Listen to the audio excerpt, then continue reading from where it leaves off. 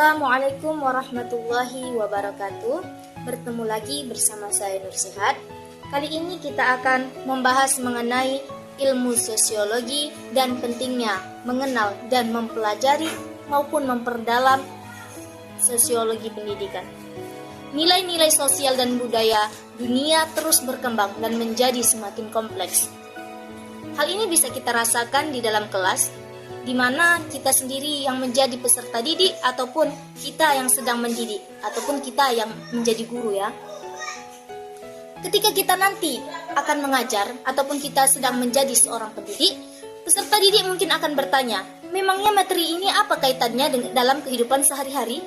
Maka dari itu muncullah sosiologi pendidikan sebagai implikasi dari situasi tersebut. Kawan-kawan, saat ini kita sedang mengajar ataupun kita sedang belajar menjadi seorang menjadi tenaga pendidik. Apakah tujuan kita hanya untuk mentransfer sebanyak mungkin pengetahuan dari berbagai mata pelajaran ke dalam otak peserta didik? Tentu tidak kan?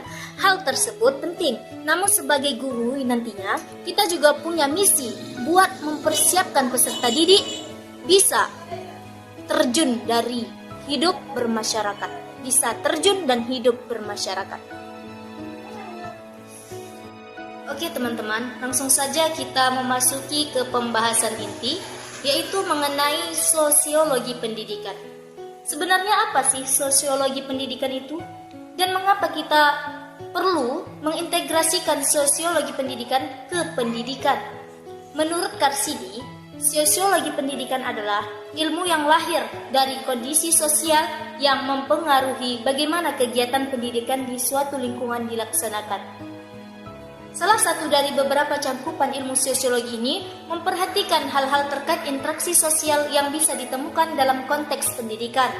Kalau kita lihat dari definisinya, interaksi sosial merupakan hubungan yang terjalin, hubungan yang terjadi baik antar perseorangan ataupun berkelompok maupun perorangan dengan kelompok dalam pendidikan. Interaksi sosial selalu terjadi, terutama dalam kegiatan belajar mengajar. Pada hakikatnya, manusia terlahir sebagai makhluk sosial.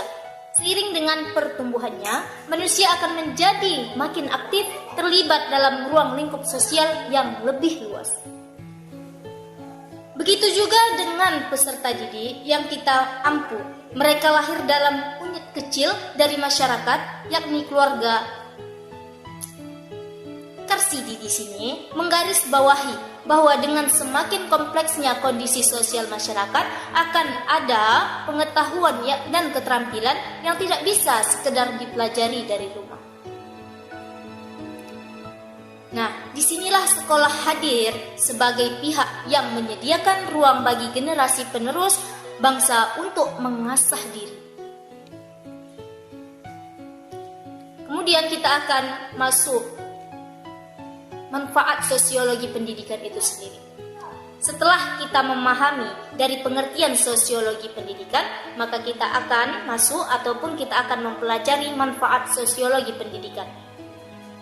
Kalau kita perhatikan, sekolah sudah jadi lembaga yang paling penting dalam dunia pendidikan. Benar? Benar. Karena di tempat inilah proses belajar dan mengajar umumnya dilaksanakan. Mengingat adanya hubungan timbal balik antar pendidik dengan kondisi sosial masyarakat, kehadiran sistem pendidikan yang sesuai dengan aspek-aspek sosiologis dari suatu wilayah jadi dibutuhkan. Karena selain peserta didik membutuhkan pegangan dalam kehidupan sehari-hari, masyarakat termasuk mereka membuka lapangan kerja juga membutuhkan lulusan yang kompeten. Makanya, kurikulum yang kita terapkan sekarang juga telah dirancang supaya bisa membekali peserta didik dengan pengetahuan dan keterampilan yang akan mereka butuhkan dalam hidup di tengah-tengah masyarakat. Nah, dari pembahasan tersebut, kita bisa menyimpulkan bahwa pentingnya Hasilnya sosiologi pendidikan makin kelihatan kan?